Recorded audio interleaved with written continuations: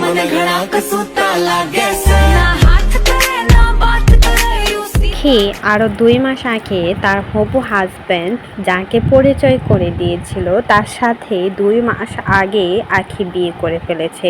এবার পুরো পরিবারকে নিয়ে আখি কক্সবাজার ট্যুর দিয়েছে, যেখানে তার হবু হাজব্যান্ডও কিন্তু গিয়েছে। সেখানে গিয়ে নাকি আখি কটকায়। আখির সাথে তার হবু হাজব্যান্ডকে দেখে সবাই তো ভাবছিল এটা নাকি তার বয়ফ্রেন্ড, কিন্তু অনেক আগে আখি বিয়ে করে ফেলেছে। সেটা কিন্তু কাউকে কিছু বলে নাই আখি। আর কাউকে কিছু না জানিয়ে আখি কিন্তু এখনও চুপি চুপি সংসার করছে, কারণ জানালে তার ছেলেকে হারাতে হবে।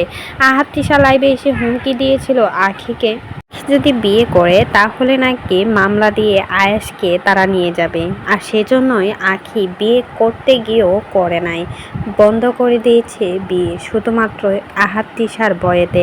এবার শোনা যাচ্ছে আখি অনেক আগেই বিয়ে করে ফেলেছে।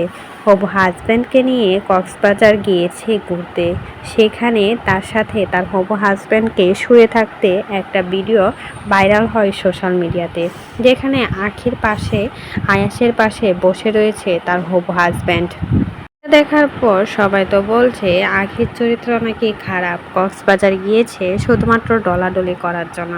আসলে যাকে বিয়ে করার কথা ছিল তাকে কিন্তু আখি বিয়ে করবে কিছুদিন পর, কিন্তু আহাত তিশা সবসময় দাবি করে আসছে আখির হবু হাজব্যান্ড নাকি তাকে ছেড়ে চলে গিয়েছে, কারণ তাকে দেখতে কুৎসিত লাগে। কোনো ছেলেই নাকি তার সাথে সংসার করবে না। ছেলে নাকি আহাত তিশাকে ফোন দিয়ে বলেছে, ভাই আপনি কিভাবে এই মেয়ের সাথে 2টা বছর সংসার করেছিলেন?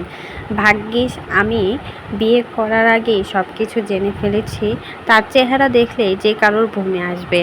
এমনই কথা তিশা লাইভে এসে বলেছিল আখিকে উদ্দেশ্য করে। আখির হবু হাজব্যান্ড নাকি আখির চেহারা দেখে, আখির শরীরের গঠন দেখেই চলে গিয়েছে, অথচ যার সাথে বিয়ে হওয়ার কথা তার সাথে কিন্তু আখি রয়েছে।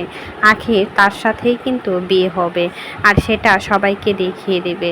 তো এই বিষয়ে কোনো মতামত থাকলে সেটা অবশ্যই কমেন্ট বক্সে জানাতে ভুলবেন না।